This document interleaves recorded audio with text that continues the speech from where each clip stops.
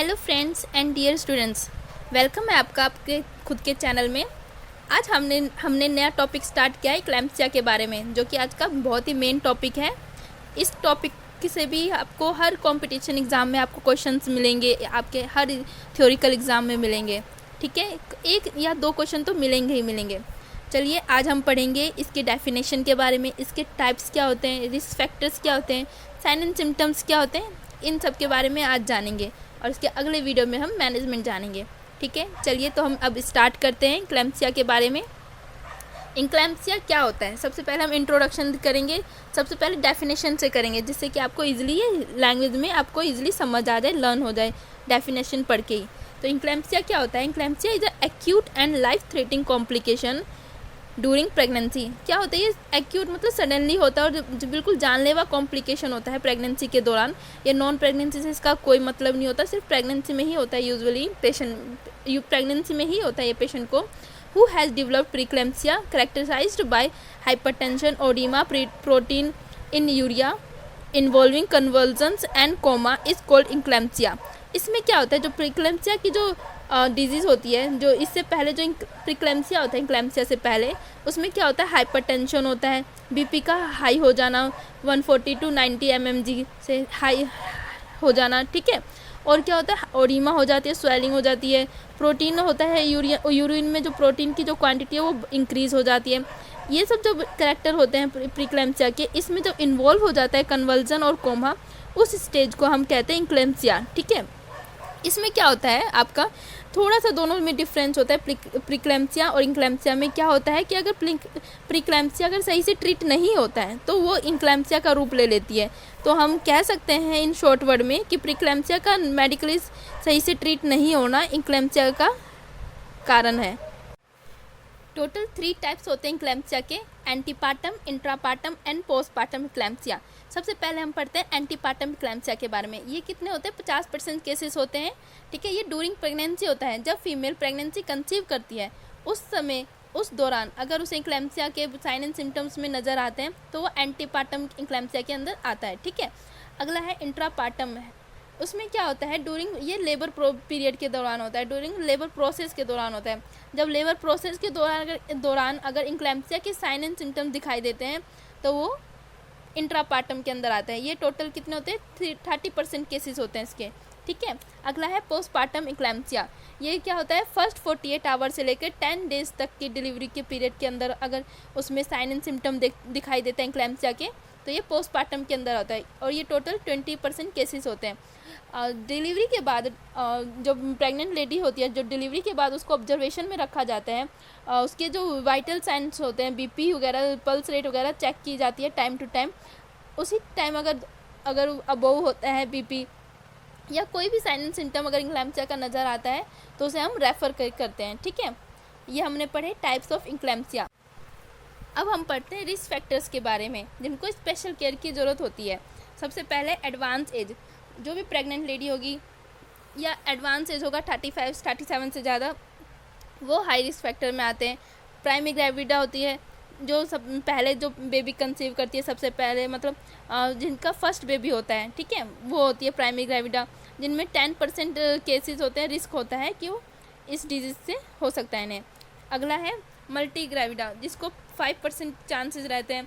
अगला है pre hypertension and pre diabetes, जो पहले से ही हाइपरटेंशन और डायबिटीज़ के पेशेंट हैं, रेनल डिजीज़ या किडनी के कोई डिजीज़ है उन्हें, या फैमिली हिस्ट्री है उनकी इक्लैम्सिया की, तो ये सब हाई रिस्क फैक्टर्स हैं। ठीक है, अब हम अगला पढ़ते हैं sign and symptom. Sign and symptom क्या है? सबसे पहले हाइपरटेंशन है, एडिमा है, प्रोटीन यूरिया है, वेट गेन है, विजुअल डिस्टर्बेंस है, सीवियर हेडेक है, वॉमिटिंग है, कोमा है। हाइपरटेंशन में क्या होता है, बीपी ज़्यादा हो जाता है। एडिमा में क्या होता है, स्वेलिंग आ जाती है।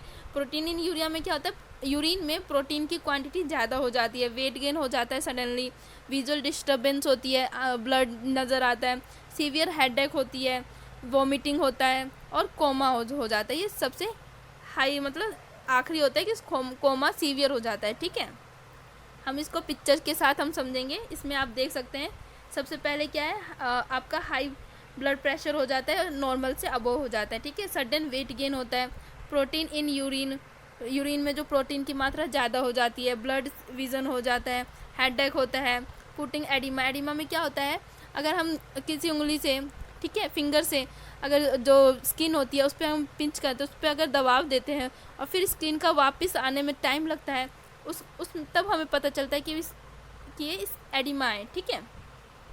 फिर क्या होता है, एब्डोमिनल पेन भी होता है, और सबसे सीवियर क्या चीज़ होती है कि सीजर्स हो जाता है और कोमा होते हैं। पूरे मसल्स में क्या होती है, गठन सी और स्ट्रेचिंग सी फील होती है, ठीक है। ये है सारे साइन एंड सिम्टम्स इक्लेम्पसिया के। अब हम पढ़ते हैं स्टेजेस ऑफ कन्वर्जन। इसके क्या होते हैं, मेनली 4 स्टेजेस होते हैं। सबसे पहले प्री मॉनिटरिंग स्टेज, फिर है टॉनिक स्टेज, फिर है क्लोनिक स्टेज, फिर है स्टेज ऑफ कोमा। सबसे पहले है pre monitoring stage. Pre monitoring stage में क्या होता है, ये 20 से 30 सेकंड तक की होती है। इसमें क्या होता है, प्री ऑल्फैक्टरी,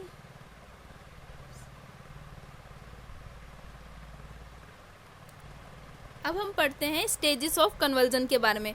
मेनली इसके 4 स्टेजेस होते हैं, pre monitoring stage, tonic stage, clonic stage और स्टेज ऑफ कोमा, ठीक है। तो हम शुरुआत करते हैं प्री मॉनिटरिंग स्टेज से, फर्स्ट स्टेज से। फर्स्ट स्टेज में क्या होता है, olfactory hallucination, roll of eyeball, head turn and fixed one side. क्या होता है, जब प्रेग्नेंट जो लेडी होती है जिसको सीजर आने वाला होता है, उससे उसके 20 से 30 सेकंड पहले ना उसे अजीब सी स्मेल का आभास होता है, ठीक है। ये प्री मॉनिटरिंग स्टेज के अंदर होता है, ठीक है। और क्या होता है, रोल ऑफ आइस बॉल, इसमें भी क्या होता है, फीमेल जो अपनी आंखों को चारों तरफ घुमाने लगती है।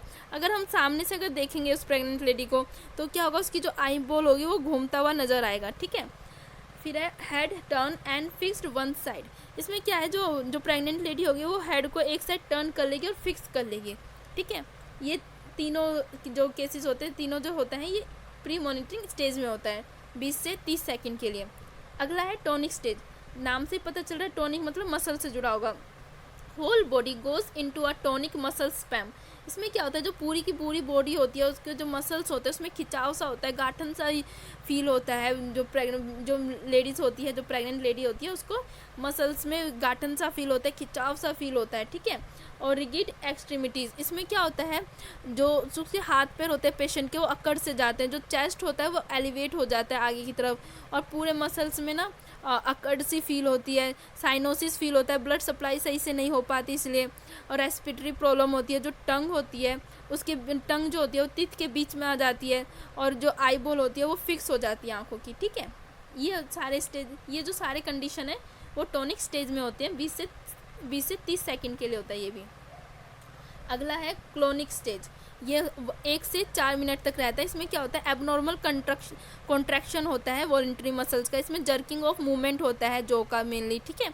और जो टंग होती है वो बाइट हो जाती है, ठीक है। और अगला है हमारा कोमा स्टेज, जिसमें क्या है, प्रोफाउंड एंड रिकवरी स्टेज होता है। इसमें क्या होता है, ये लास्ट स्टेज माना जा सकता है। इसमें क्या होता है, पेशेंट जो होता है वो होश में होता है, मतलब एक तरीके से कह सकते हैं उसको जो पुराने जो ये तीनों स्टेज हैं वो याद नहीं रहते, वो फिर से नॉर्मल कंडीशन में उसकी बॉडी आ जाती है, ठीक है। बॉडी आ जाती है, वो नहीं आता पर उसकी बॉडी आ जाती है वापस।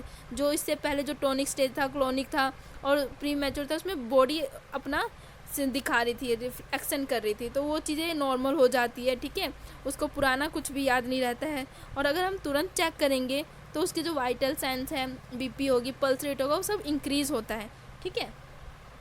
तो हमने स्टेजेस भी अब पढ़ लिए। तो आज का जो टॉपिक है वो क्लियर हो चुका है। आज हमने पढ़ लिए हैं इक्लेम्पसिया के बारे में। अगला जो हम टॉपिक निकालेंगे, अगला जो क्लास होगा वो हम पढ़ेंगे मैनेजमेंट इसके इक्लेम्पसिया के बारे में। तो आपको अगर मेरा पढ़ाया हुआ ज़रा सा ही पसंद आता है, समझ आता है, तो इस वीडियो को लाइक करिए, ज़्यादा से ज़्यादा शेयर कीजिए और कमेंट करिए जो आपको पढ़ना है अगला टॉपिक, या जो चीज़ समझ नहीं आई या जो चीज़ समझना चाहते हैं आप। कोई भी डाउट हो, किसी भी तरह का सजेशन हो, तो आप कमेंट बॉक्स में आप लिख के भेज सकते हैं, मैं आपको उसी टाइम रिप्लाई करूँगी, ठीक है। Thank you for watching. Subscribe करना ना भूलें अगर आप मेरे वीडियो पर नए हैं तो।